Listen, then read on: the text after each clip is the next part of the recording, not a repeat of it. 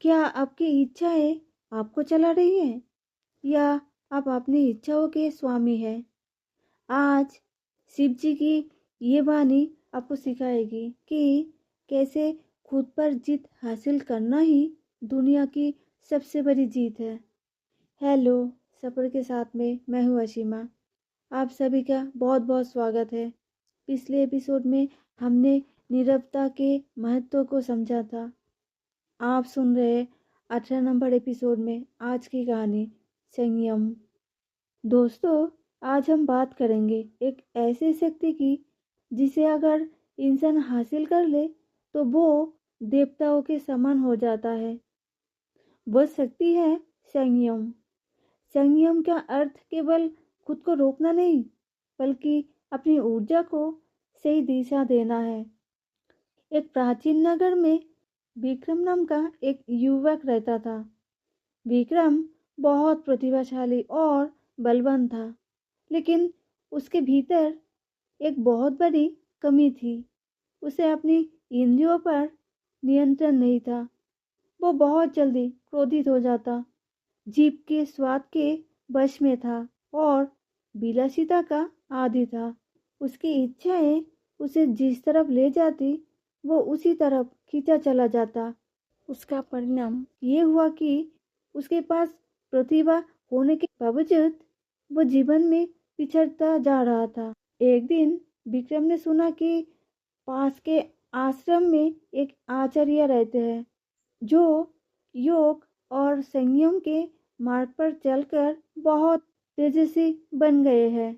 विक्रम अपनी समस्या लेकर आचार्य के पास पहुंचा और बोला, गुरुदेव, मैं बहुत कुछ करना चाहता हूँ, लेकिन मेरा मन हमेशा भटक जाता है। मैं खुद पर काबू नहीं रख पाता। क्या शिव जी मुझे इस दुविधा से बाहर निकल सकते हैं? आचार्य मुस्कुराए और उन्होंने विक्रम को एक जलते हुए दीपक के पास बुलाया। उन्होंने कहा, विक्रम, इस दीपक को देखो। इसकी लो तभी तक स्थिर है जब तक हवा रुकी हुई है। जैसे ही हवा का झोंका आता है, ये कांपने लगती है। हमारा मन भी इस दीपक के लो की तरह है और हमारी इच्छाएं इस हवा के झोंके की तरह। आचार्य ने आगे समझाया, शिव जी को देखो, वो जितेंद्रिय है, यानी उन्होंने अपनी सभी इंद्रियों को जीत लिया है। उनके मस्तक पर चंद्रमा शीतलता का प्रतीक है और गले में विष अग्नि का। ये दर्शाता है कि वो विष और अमृत दोनों के बीच पूर्ण संयम बनाए रखते हैं। संयम का अर्थ ये नहीं कि तुम खाना छोड़ दो या दुनिया छोड़ दो, बल्कि इसका अर्थ ये है कि तुम अपने मन के गुलाम न बनो। विक्रम ने पूछा, गुरुदेव, मैं संयम की शुरुआत कैसे करूं? आचार्य ने उसे एक अभ्यास दिया। उन्होंने कहा, अगले 7 दिनों तक जब भी तुम्हें गुस्सा आए, तुम बोलने से पहले 10 तक गिनती गिनना। जब भी तुम्हें बहुत स्वादिष्ट भोजन दिखे, तो पहली 2 निवाले खाने के बाद रुककर सोचना कि क्या तुम्हें सच में और भूख है। छोटी छोटी चीज़ों से अपनी इच्छाओं को रोकना ही संयम की पहली सीढ़ी है। विक्रम ने ऐसा ही किया।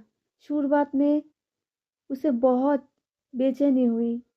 उसे लगा जैसे वो खुद से युद्ध कर रहा है, लेकिन धीरे धीरे उसे एक अजीब सी शक्ति का अनुभव होने लगा। जब उसने अपने क्रोध को रोका तो उसकी ऊर्जा नष्ट होने के बजाय सुरक्षित रही। जब उसने अपनी जीभ पर काबू पाया तो उसका स्वास्थ्य सुधरने लगा। 7 दिन के बाद आचार्य के पास लौटा। उसका चेहरा पहले से कहीं ज्यादा शांत और तेजस्वी था। आचार्य ने कहा, विक्रम, जिसने अपनी इंद्रियों को वश में कर लिया, उसके लिए संसार का कोई भी लक्ष्य असंभव नहीं है। शिव जी की असली पूजा यही है कि हम अपने भीतर के पशु यानी वासना और क्रोध को संयमित करें और अपने भीतर के शिव यानी चेतना को जगाए।